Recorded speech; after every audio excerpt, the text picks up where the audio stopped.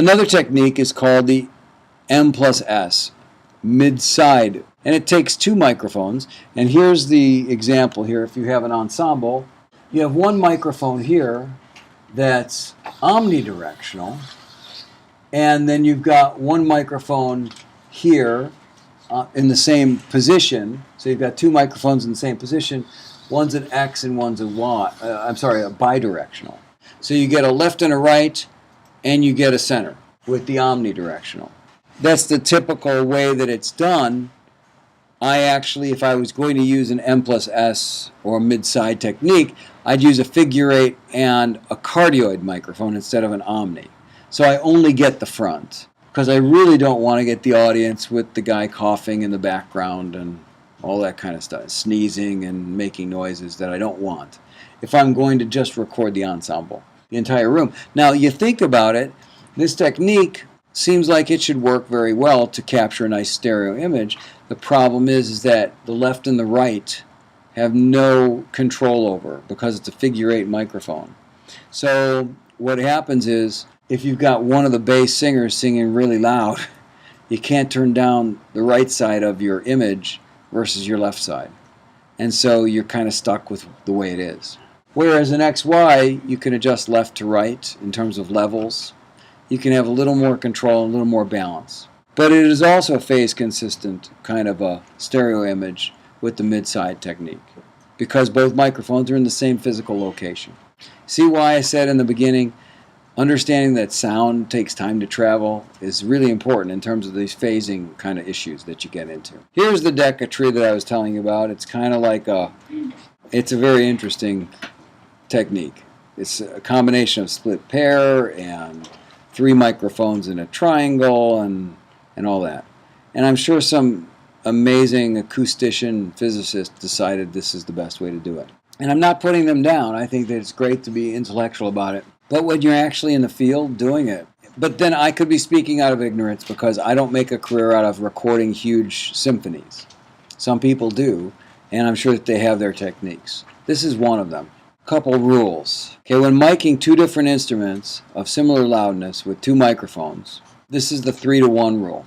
Here's a better example of how it looks. If you have standard distances D for each microphone from the sound source, and they're split apart by 3 of those distances, it doesn't mean you're not going to get phasing, because you will. But the 3-to-1 rule is a rule that engineers use quite a bit, because the phasing where the frequencies phase is usually out of the listening area that the sound is going to be that you're trying to capture. So it still phases, but it sort of minimizes the bad qualities of the phasing if you do something like this. What happens is, let's look at the sound from the first speaker to the mic on the right or the mic on the left. They're 2 different distances. And if they're far enough apart, then the phasing differences is going to be a little less. And if you had microphones far enough away from each other, because of the distance and how as the sound travels that extra distance from the right mic and the left speaker, it decays in volume, and the distance creates a less of a phasing situation between them. Choosing microphones is generally very subjective. Frequency response is very important. Condenser mics definitely are more sensitive than dynamic microphones, but as I said, you have to be concerned with the volume of the sound you're trying to capture. We talked about stereo miking techniques. Now let's talk about mono miking techniques with 1 microphone. There's actually 4 different techniques that you can utilize to get the sound that you're looking for. So, mono miking techniques. Close miking, meaning, let's draw an example. So, actually, yeah. Okay, so here's our speaker again. Close miking is close to the speaker, obviously. Second one is far or distant. Third position would be ambient, where you've got a room mic sitting in the room picking up the speaker, definitely way far away, mostly picking up how the room is reacting to the sound, not necessarily the sound itself. In this situation, you're far enough away from the cabinet where you do primarily pick up the speaker, the distant or far miking technique, but it still has a little more breath to it because it's picking up a little bit of the room. The close miking technique really only captures the sound source you're generating at the speaker. And the fourth type is an accent type of miking technique, which would be, gee, you know, there's a little, this is maybe a cabinet with a tweeter as well in it for, say, a keyboard, putting an accent mic on it so that you can pick up a special part of the sound. A better example of these has to do with miking a drum kit. Let me show you how I'd mic a drum kit using stereo and mono techniques. Pardon my drawing, but let's suggest that this is the kick drum, snare drum. For you drummers, I apologize for my bad technique. Ride cymbal, floor tom, rack tom. Okay, so close miking.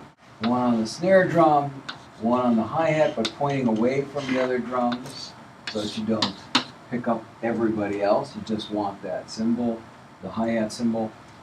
Kick drum miking, which is a little more extensive than just putting a mic in front of the front head, which we can talk about as well. That would be close miking. Toms would be close miking. Now, so we've mic'd up things close, but what do we do with the overall cymbals and all that stuff? Well, overhead, you've got yourself some big mic stands, so you can do a left-right kind of a situation, right? So you're picking up the left side of the kit and the right side of the kit.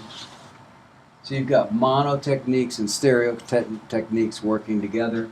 Now on the ride cymbal, I may actually put a specific microphone just for the ride cymbal because it's an accent that's important to me.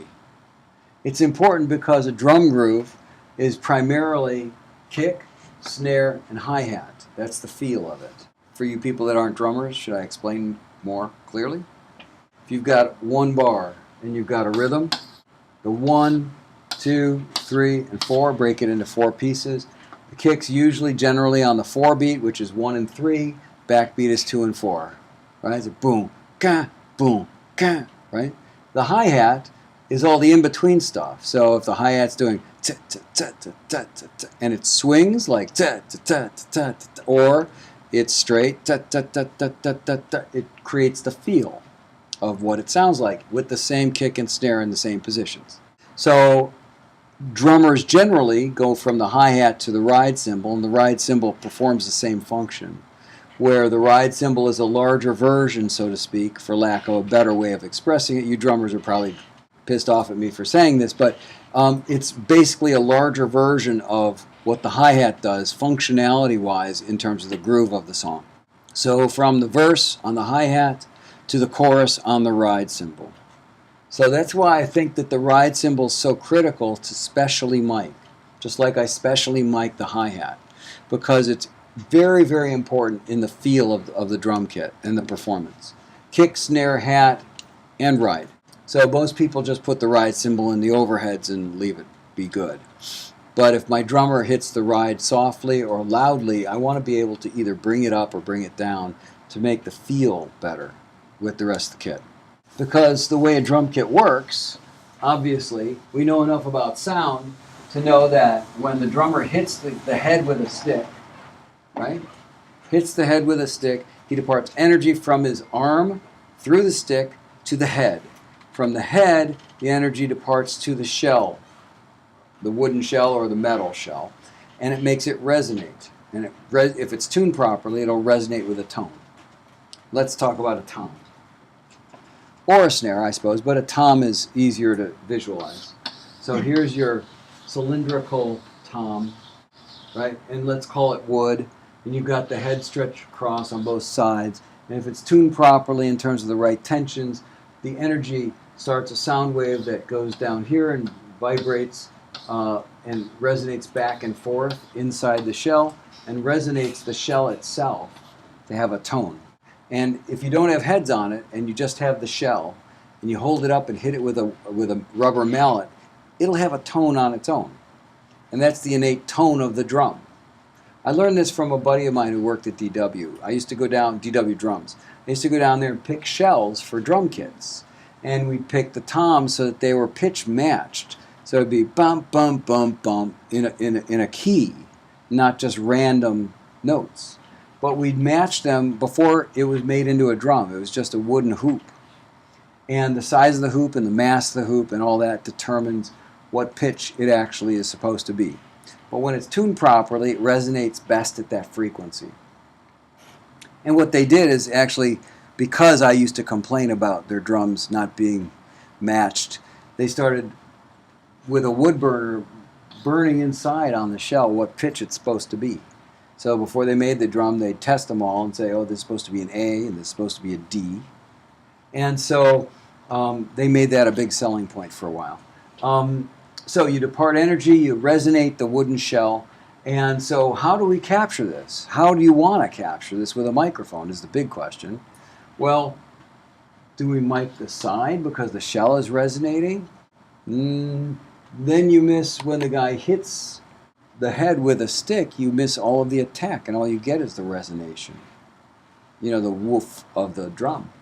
So what I tend to do is I tend to put my microphone in on an angle, pointed towards the center of the drum, if I drew it correctly, pointed towards the center of the drum, and about an inch and a half away from the rim, and the microphone about an inch to an inch and a half into the drum, over the rim. That way, if there's a cardioid microphone, I pick up the shell, I pick up the head, I can get the attack, I can get... Most of mic placement is putting it in a place where you get the entire sound balanced, because in different areas you're going to get different qualities, just like an acoustic guitar. If anybody ever plays an acoustic guitar and you're standing there, try this. Put your ear real close to the body, then move your ear to where the hole is, then move your head to where the fingers are playing the fretboard, and you'll see the total difference in sound that the acoustic guitar is generating. And so when you mic an acoustic guitar, the object is to capture the good qualities and get it in balance. Some people use stereo mics. I don't like that at all on an acoustic guitar or on a drum. If this was a snare drum, some people mic the underside to get the snares that resonate. I hate that. I hate that because when you have a mic this direction and a mic this direction, they're 180 degrees out of phase by definition. And so you're creating phase problem. I've learned this through years of trying to get good drum sounds. And that I must admit, that is one of the things that I think I do really well. You notice I said I think I do it really well. But the point is if I put the mic here and I tune it properly, if I want more snare sound in the snare, I'm not getting enough rattle of the snares, I can loosen the snares. So when this head vibrates, it vibrates more and lasts longer. If I want it to have less snare, I can tighten the snares so that when the head vibrates, it snaps right in place and doesn't rattle as long, right? It's like a tambourine. If you hold it like this on its edge and you tap it, gravity is going to stop it from ringing. But if you hold it like this, where it's straight up and down, and you tap it, they're going to rattle on forever because gravity's not stopping it. So it's how you position what you do and how you tune your drum, right? That's what makes the drum sound right. And it always helps to have a good musician playing it too. Because if they hit it real hard, or they hit it real soft, or they're inconsistent, all of that matters to how the sound gets generated, and all we're trying to do is capture the sound. We can't make a sort of, well, we can help a player that's less proficient, but we can't make it better. If the drummer is really good, it's going to end up much better in the long run. And all I'm there is to capture what he's doing. I don't want to think of myself as trying to fix what he's doing. It's never going to be phase consistent. Even if you flip it at certain frequencies, it's still going to be phasing, right? And it just never sounds right to me. And so if I can get the right sound with one microphone, I'm going to do that. And that's one of my rules. Nobody else has this rule. This is my rule. If you can use less microphones and get what you need, that's what you do, because the sound will be better. I guarantee it.